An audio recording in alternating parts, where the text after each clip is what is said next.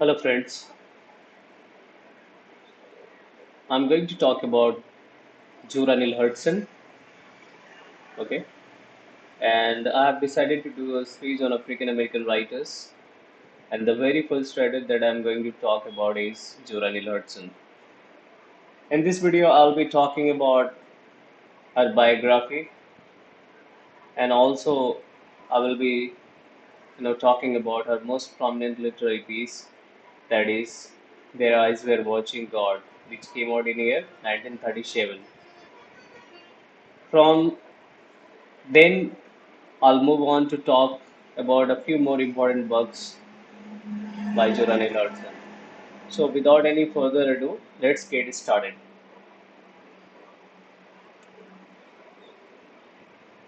She was born in year 1891 and died in year 1960. She was an African American writer. She was an anthropologist and she was also a folklorist. So, we will see that these various professions that she practiced have actually came to help her in her writings immensely, okay? Especially in the case of Mules and Mean, which is basically a result of her field work as an anthropology, okay? So we will see that these various experiences that she had has actually helped her in writing immensely, okay? So we have got mules and mean, and this is result of her field work as an anthropologist, okay? She grew up in Etanville, Florida. Okay, and this place, Etanville, Florida, gets featured in her most prominent work, that is Their Eyes Were Watching God. Okay, so she grew up in Etanville, Florida, and this Etanville, Florida, is considered to be the first black incorporated city. Okay, so keep this in mind. One of many artists who contributed to a period known as Harlem Renaissance. Okay, she's one of the many writers who contributed to period known as Harlem Renaissance. And what is Harlem Renaissance is? What Renaissance is, you must also keep that in mind. It is a cultural flourishing of literature, art, and music by African Americans. So it is considered to be the age, golden period for African American writers because during this time the black writers started to assert themselves through various art forms that they practiced. Okay, and this Renaissance is much in the same way. There was a period called Elizabethan age in the history of English literature. Okay, so what happened in Elizabethan age? There was a tremendous amount of work being produced.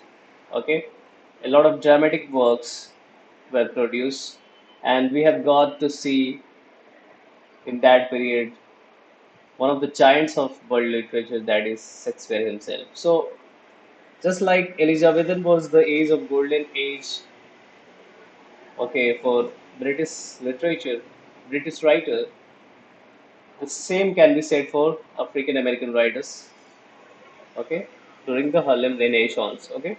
So there was a prodigious amount of literary work being produced by African American writers, which were of some substance, okay, and they started to assert themselves through these various art forms that they practice. So this is Renaissance. Okay, her life and work were influenced by her exploration of African American culture, folklore, and experiences in her black community. In Zora Neale Hurston, an article by Alice Walker brought out her from obscurity. Obscurity. Okay. It is said that during time period that she lived, that is Zora Neale Hurston, she did not get the recognition that she was worthy of. And it is only after the publication of an article by Alice Walker in search of Zora Neale Hurston that she got her fame back. Okay. She was literally brought out of her grave. Okay, She was brought out from her obscurity. Okay, and there was a renewed interest in her works after the publication of this article by L. H. Walker, that is In Search of Zora Neale Hurston. So keep this in mind also. And there was a criticism leveled against Zora Neale Hurston that she did not portray faithfully the racial oppression that was being meted out to black people. Okay, so and one writer is Richard Wright. This writer also leveled criticism against Zora Neale Hurston that she is not faithfully portraying the racial oppressions meted out to black people at the hands of white their counterpart. Okay, so Richard Wright criticized Zora Neale Hurston, and Richard Wright is a very prominent writer as well, and we have got Native Shen by him, wherein we have got a character who accidentally kills a white woman, okay, and for that he is prosecuted. So keep this in mind. Now let's look at Their Eyes Were Watching God, which came out in year 1937.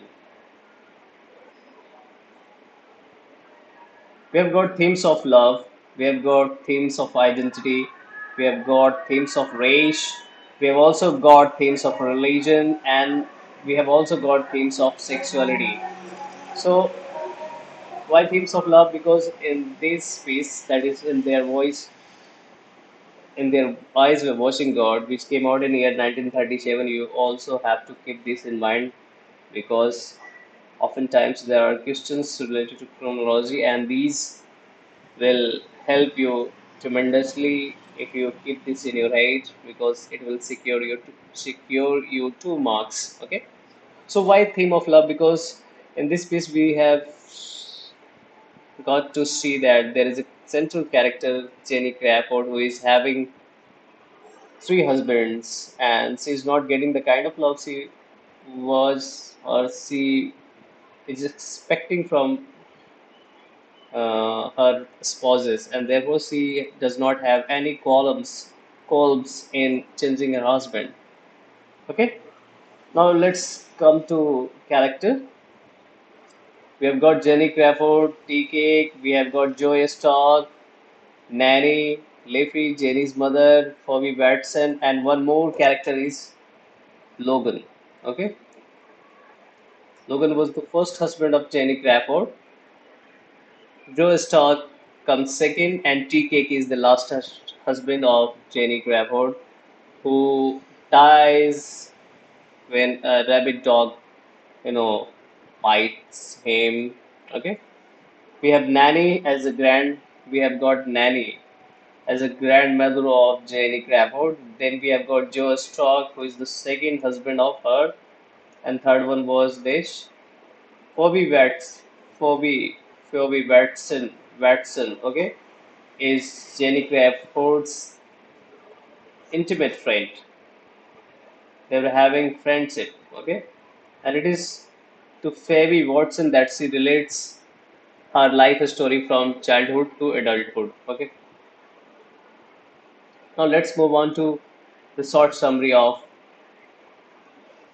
short summary of Their Eyes Were Watching God. Okay, this story is told in frame narrative. Why in frame narrative? Because we have got a Jenny Crawford, a character Jenny Crawford relating her life story to Phoebe Watson. Okay, and we have got in this novel a story within a story. Okay, so therefore a frame narrative style, as we can see in the contemporary tales, we have got a story within a story. Okay, we have got characters who are telling a story for the purpose of entertaining themselves. Okay, just in this much in the same way we have got in the novel Their Eyes Were Watching God, a frame narrative style. The narration is in frame narrative style, Nanny marries off Jenny to Logan. Nanny saw her kissing a boy and realizes the predicament. Predicament. Okay. So Nanny is worried after she saw Jenny kissing a boy. She realizes that it is high time that Jenny is married to Logan, and she marries Jenny off to Logan for the security purpose. Okay, she thought that Logan would be able to provide her with all necessities that she needs. Okay, but this does not turn out to be okay, as Jenny feels suffocated. Okay, and she tries to come out of that loveless marriage, and then she falls for Joe Stark. Okay, and run away with him.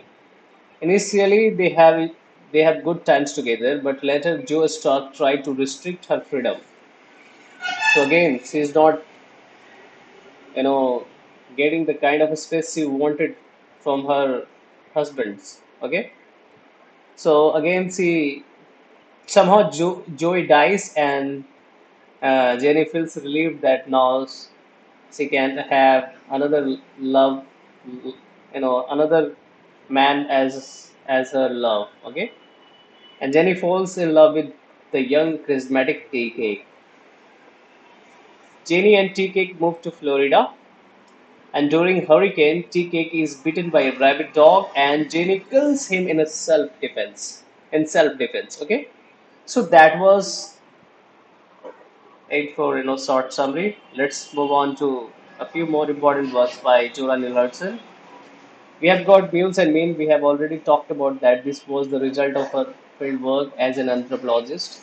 And doing field work, while she was doing field work, she came across a lot of legends and folklores related to Black American tradition.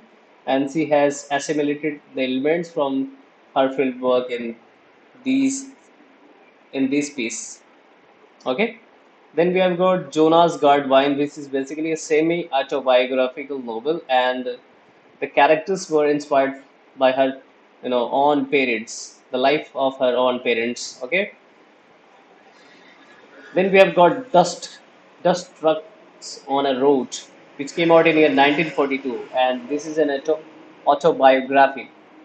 Then we have also got short stories. Importance of two important short stories, Spunk and Sweat. We have got Tell My Horse, uh, which is also a result of her field work. Okay, so this is we have got two piece here, which is basically inspired from her life or from her parents' life. Okay, Jonah Gardwine is a basically semi-autobiographical novel. We have also got Dust Truck on Road, which is an autobiography. Then we have got short stories, Spunk and Sweat. Tell My Horse is also an uh, result of her field work. Okay. Then we have got an essay, how it feels to be colored being. So this was it about Zora Neale Hurston. I will be coming up with another video with another African American writers. Till then, stay tuned.